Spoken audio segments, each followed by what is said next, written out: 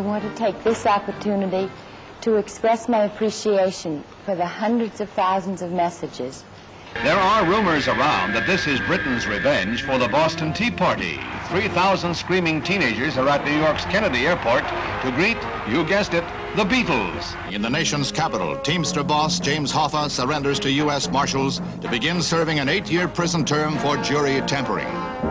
Coming April 17th, the unexpected, the new Ford Mustang, brilliant new kind of car. So now people had access to computers, and they could write their own computer programs because of BASIC. A special report on the 3 workers for civil rights still missing in Mississippi, and a review of the motives and forces behind those who plan to carry on the work.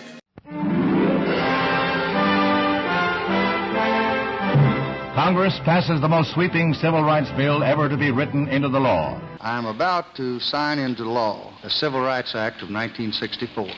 Let us lay aside irrelevant differences and make our nation whole.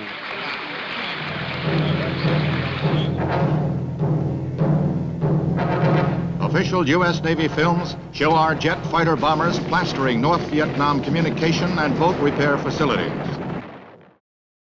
September 3rd, 1964. From the Rose Garden of the White House, the President's remarks at the signing of the Wilderness Act. Members of the Cabinet and the Congress, ladies and gentlemen, this is a very happy and historic occasion for all who love the great American outdoors, and that, needless to say, includes me. The 2 bills that I'm signing this morning are in the highest tradition of our heritage as conservators as well as users of America's bountiful natural endowments. The Wilderness Bill preserves for our posterity, for all time to come, 9 million acres of this vast continent in their original and unchanging beauty and wonder.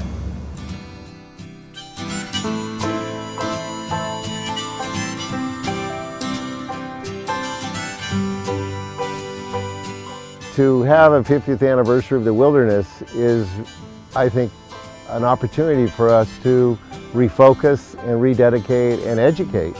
The Wilderness Act obviously prescribed a lot of restrictions on the federal agencies, the Park Service included, and they had a heyday before that where they could do what they wanted pretty much and still be within the law, and this was going to constrain them a great deal. There was a land ethic that was established by people like Thoreau and John Muir and Teddy Roosevelt, Aldo Leopold.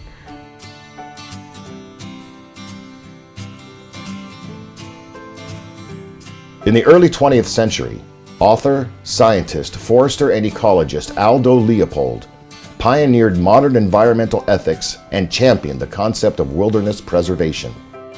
But that land ethic wasn't really recognized by the American public as being something they could translate to land conservation. However, the authors, Howard Sonneiser in particular, were thoughtful, methodical, and visionary people. In 1955, career bureaucrat turned activist Howard Sonneiser began to convince skeptics in Congress of the need for a bill to establish a national wilderness preservation system. He penned the first draft of the Wilderness Act a year later. The bill was soon introduced by U.S. Representative John P. Saylor, a Republican from Johnstown, Pennsylvania.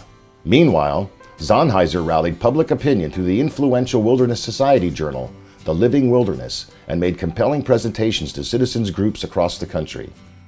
To recognize that working for the preservation of wilderness areas in perpetuity is not only a preparatory realization of the nature of our undertaking, it also is a great inspiration. But while the hearts and minds of Americans warmed to this piece of legislation that would so effectively safeguard the nation's wild legacy, Congress was in turmoil, with the practicality of resource extraction pitted against the virtues of conservation. In a party line role reversal that seems almost unimaginable today, Republican John Saylor fought tirelessly for wilderness preservation, while Democratic Congressman Wayne Aspinall consistently led the charge for unregulated access to natural resources. John Saylor, of course, was #1 with me because at the time I went to work with him, he was Mr. Conservation of Capitol Hill. He was so powerful and delegated so much big stuff to me. From what I saw of Aspinall, he ruled the committee with a very strong iron fist. He was highly respected. Saylor, of course, was the leader of trying to get the Wilderness Act enacted, and Aspinall was fighting it on the other side. So here were the two top people on the Republican and Democratic side. A total flip from what happened in years that followed, and clear probably to today almost, where the Democratic side tends to be more towards the environment and support, and the Republican side more towards development. Though often at odds, Saylor and Aspinall, as senior party members of the House Interior and Insular Affairs Committee, understood the art of compromise. Together, they would eventually craft the final draft of the Wilderness Act and other landmark environmental legislation. The 9-year evolution of the Wilderness Act involved 65 rewrites and 18 public hearings. Sadly, the father of the Wilderness Act, Howard Zahniser, passed away just months before it was passed by Congress. Howard Zahniser's widow, Alice, was at LBJ's side when he signed the bill into law that September.